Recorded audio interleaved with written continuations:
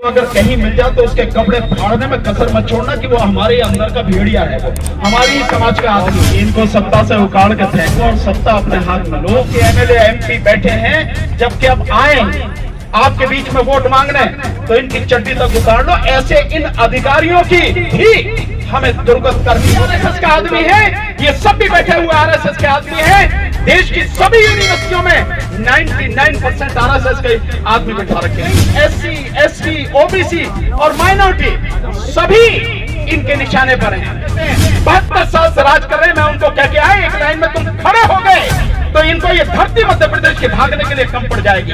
वहां भी एक ठाकुर ने एक जो हमारे एससी समाज के बच्चे को मारा और अब उसकी मौत हो गई है, वहां पे जब उन्होंने लाश लेके उसको बर्खास्त करने की बात की तो पुलिस ने बुरी तरह से उन पर लठ बजाया।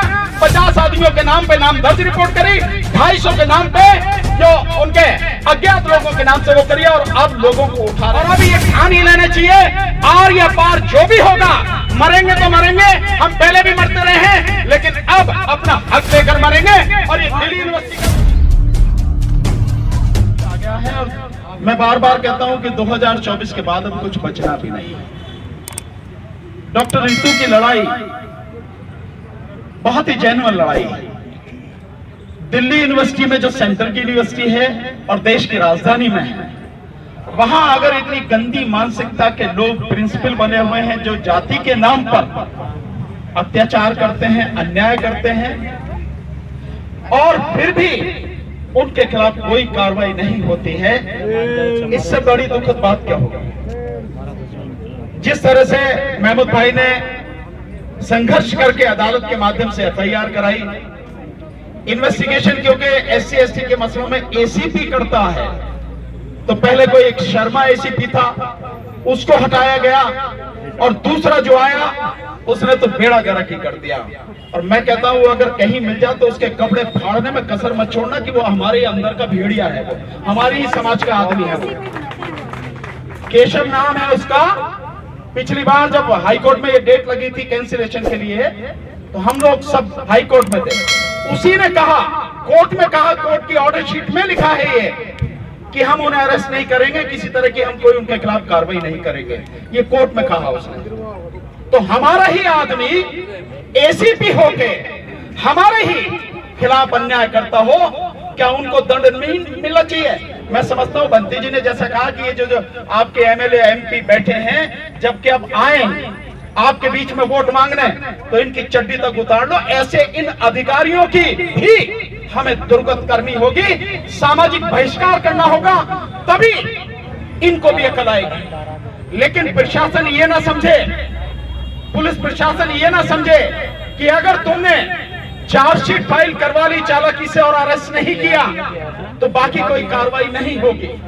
निश्चित रूप से होगी, उस एसीपी के खिलाफ तो होगी ही होगी, औरों के खिलाफ भी होगी जो लोग इनको बचाने में लगे हैं, प्रिंसिपल को, रजिस्ट्रार को।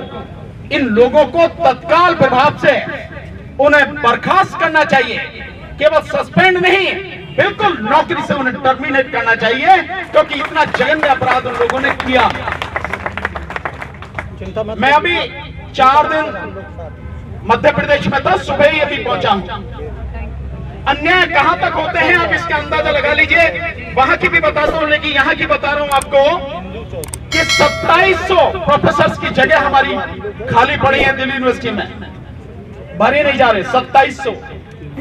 इसके अलावा एक यहाँ का मुख्यमंत्री है केजरीवाल, बड़े ढोल पीटता है कि मैंने ये किया, मैंने वो किया, वो किया।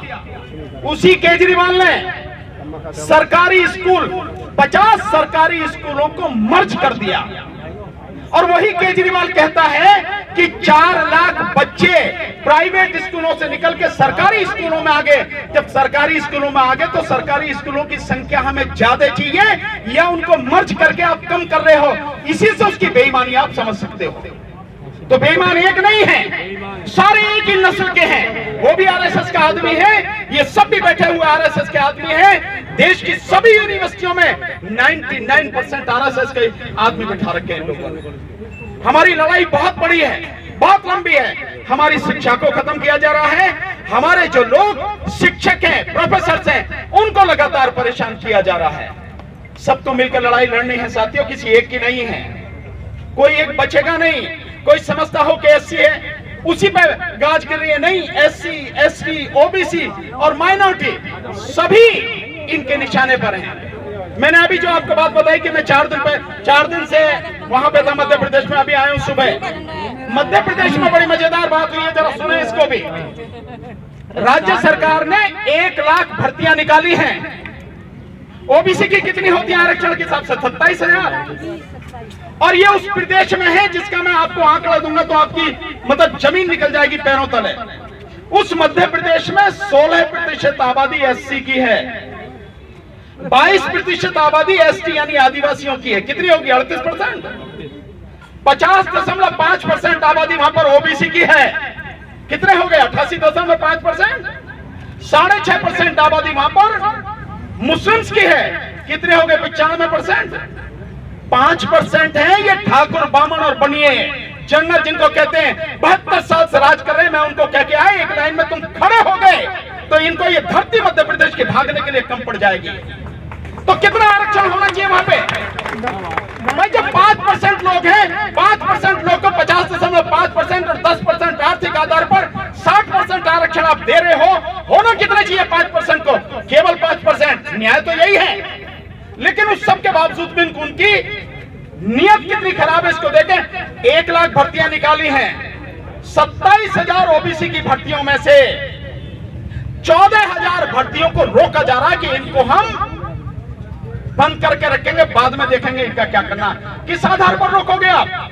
तो अन्याय आपके साथ एक जगह नहीं है, कई जगह है।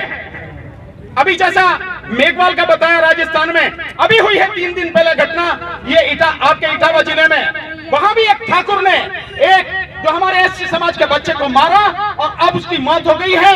वहां पे जब उन्होंने लाश लेके उसको बर्खास्त करने की बात की तो पुलिस ने बुरी तरह से उन पर लठ बजाया। 50 आदमियों के नाम पे नाम दर्ज रिपोर्ट करी, 250 के नाम पे जो उनके अज्ञात लोगों के नाम से वो करी, और अब लोगों को उठा रहे लगातार। पीएससी पड़ी हुई है, शिशु मंदिर स्कूल है वो, मतलब यही स्थिति है। और वो भी शिशु मंदिर स्कूल था आरएसएस का, और ये भी शिशु मंदिर स्कूल, यही स्थिति है, सरस्वती शिशु। तो हमारी स्थिति बहुत खराब है, इसे दूसरा कोई बदलने आएगा नहीं, हम ही को बदलनी पड़ेगी। और अभी ये ठान ही लेना चाहिए, आर या पार जो भी होगा, मरेंगे तो मरेंगे, हम पहले भी मरते रहे हैं, लेकिन अब अपना हक लेकर मरेंगे। और ये दिल्ली यूनिवर्सिटी का जो वीसी बैठा है, ये है जो भी प्रशासन के लोग हैं, केंद्र सरकार सारी, जो एजुकेशन मिनिस्टर है, गृह मंत्री और जो प्राइम मिनिस्टर है, यहां से इस मंच के माध्यम से आगाह करना चाहते हैं, अपनी नीतियों को बदलो, हमारे साथ में न्याय करो। नहीं करोगे तो 24 में उखाड़ के फेंक देंगे, ये प्रण है हमारा, चाहे जो भी हो जाए। तो साथियों, इसी के साथ मैं अपनी बात खत्म करूंगा, लेकिन आपसे विनम्र निवेदन करूंगा, जब भी ऐसी लड़ाई हो साथियों, लड़ने के लिए जब तक आंदोलन चले तब तक खड़े रहना चाहिए उसी जगह पर, भागना नहीं चाहिए। कभी इधर चले गए, कभी उधर चले गए, ये काम हमारे लिए, लड़ाई ऐसे नहीं होती।